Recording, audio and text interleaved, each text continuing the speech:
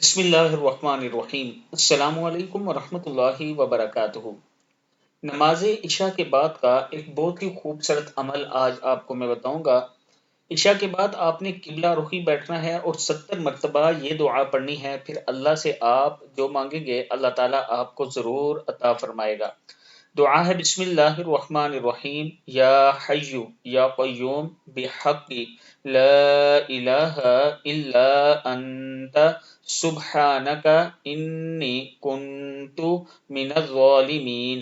یا حی یا قیوم بحق لا الہ الا انت سبحانک انی کنت من الظالمین۔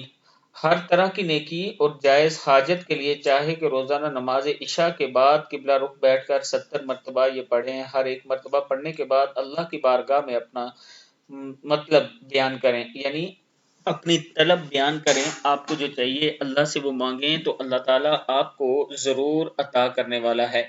عشاء کے بعد آپ نے 70 مرتبہ یہ دعا پڑھنی ہے، یا حی یا قیوم بحق لا الہ الا انت سبحانک انی کنت من الظالمین۔